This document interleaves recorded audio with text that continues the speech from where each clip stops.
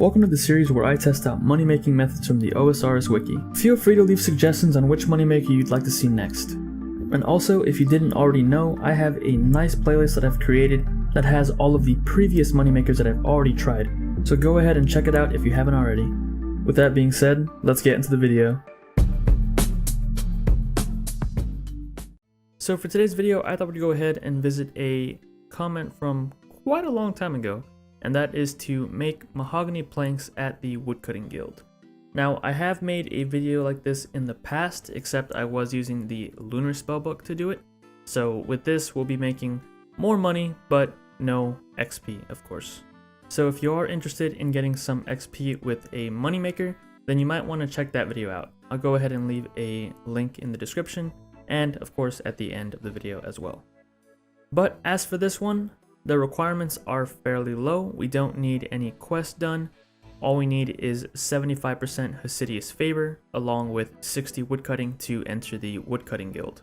Now, along with those requirements, we will also need a pretty sizable cash stack in order to buy the mahogany logs, and of course money to turn the logs into planks. Now, of course, you don't need all the money that was displayed there on the wiki page, but it does help to have a lot more, since you won't have to be making that many trips to and from the Grand Exchange. So if you have a lot of money, you could possibly just buy all the logs you need for a couple of hours and stay there at the Woodcutting Guild.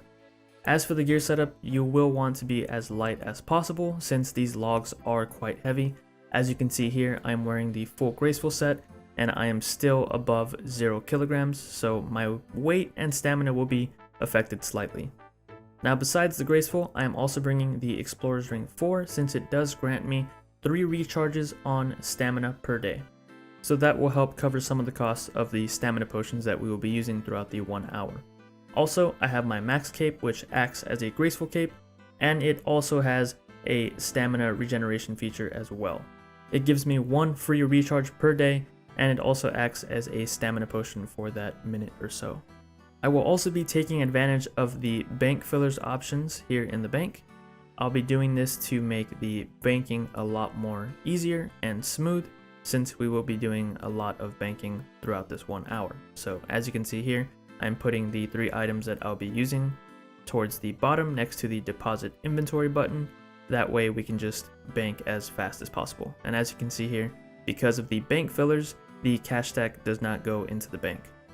Now, as for getting there, you can use a skills necklace teleport to get to the Woodcutting Guild, and once you enter through this gate right here, you're pretty much right where you need to be.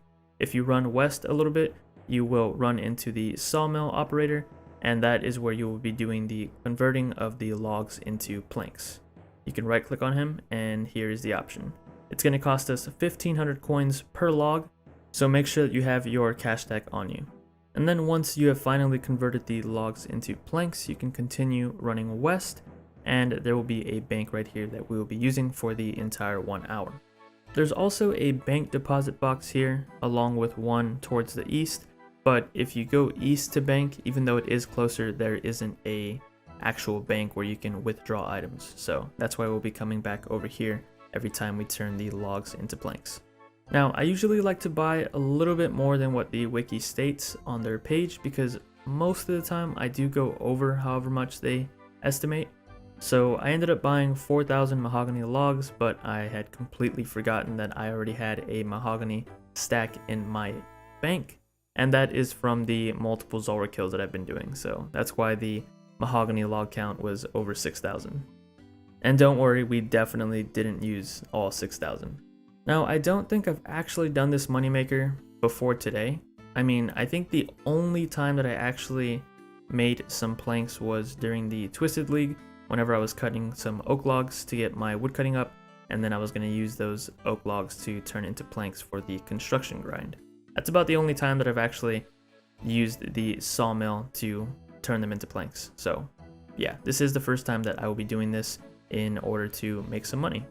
And I gotta say, it's not a bad moneymaker considering the requirements needed, and as far as how tedious it is, it really isn't that bad running to and from the sawmill to the bank, because if you angle your camera just right, you can pretty much get to the area that you need to get to in 1 to 2 clicks. So I was gonna angle it differently while I was running to the bank. You may have seen that in the first trip. I did have the camera angled a different way, but I was worried that for the video, since it is sped up, it would be too much motion and it would be kind of, I guess, difficult to look at.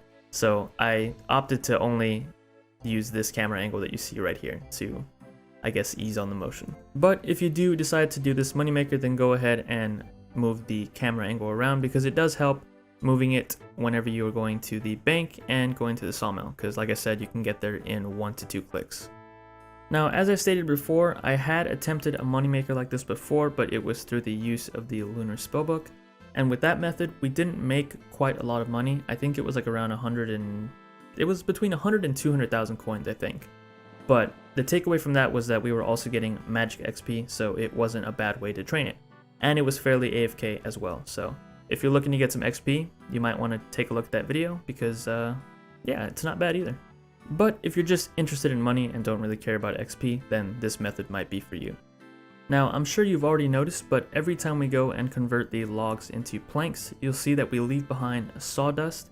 And a little fun fact, the sawmill operator close to Varrock actually used to wander around freely south of the lumberyard, which caused a lot of sawdust to be spawned everywhere, since multiple people would be doing this method, or you yourself would just be turning these logs into planks in different locations. But now that the sawmill operator is located in one spot only, in the shed, there's only 2 spawns for the sawdust now, so it's not a big old mess. And for whatever reason, this reminded me of the person who sweeps in Varrock. They sweep up the ashes from the fires that people light in the streets. The first time I found that out, I was pretty amazed. I didn't believe it at first. I had to go try it myself. So I suppose they could have maybe put a sweeper there at the sawmill to sweep up all the sawdust, but I think their decision to restrict the operator to one building is probably better, because it allows for more consistency. Because who knows, maybe for 1 hour you got really lucky and the sawmill operator was closer to the bank than another hour where he was as far away as possible, whatever his wander distance was. And even though it might not seem like a big difference in the short term, if you do this for a lot of hours, then yeah, it definitely would have added up over time. Now, I definitely got pretty lucky with the amount of stamina potions that I had in my bank. Towards the end of the video, we actually had just enough to last us the entire hour. That's thanks to, of course, the ring that I brought and the recharge on the max cape. But I do gotta say, there were some moments in this 1 hour where I was walking, and that was just because I didn't drink a stamina potion when I should have. After doing this for a while, you'll know when you need to drink it. Depending on how much run energy you have left, you'll pretty much be able to gauge how much run energy you need to go to the sawmill and to the bank. So maybe perhaps that's why I didn't get quite as many planks as the wiki suggested. I didn't think those little times where I was walking would make this big a difference, but maybe there was something else that I wasn't doing properly. But this is how many we ended up getting, 2,619 mahogany planks. We can now go ahead and head over to the GE to sell off the planks that we made. And before selling them off, I did do a price check to see what the best price would be, and I arrived at the number 2,128. And it didn't take long, I'd say about 5 minutes for them all to sell. So if you are a bit more patient, you could potentially put them in there for a little bit more and make some more money. And as you can see there, we made just over 5.5 mil. With all of the planks being sold, we can now go ahead and head over to the next screen and do the final calculation to see how much total profit we made over the 1 hour. So if we take into consideration the cost of supplies, which was the mahogany logs, the coins to make the logs into planks, and the stamina potions, we get a total amount of 5,053,446 GP. Subtract that from the total amount of money that we made, which was 5,573,232 GP, we get a grand total profit of 519,786 GP. Now, of course, this is less than what the wiki estimated, and that's just because I wasn't able to get the 3,240 logs converted into planks. Not sure where I went wrong. Again, I don't believe those short periods where I was walking influenced it that much, but maybe there was something else that I didn't do quite right, so yeah. But nevertheless, I'd say it's still a pretty good moneymaker considering the requirements, and it's not that bad. Honestly, doing this for 1 hour was pretty relaxing, and I could see somebody doing this for a lot longer. I just want to say thanks for checking out the video, and if you enjoyed it, please consider giving it a thumbs up and possibly even a subscription. And as always, I will catch you guys in the next episode.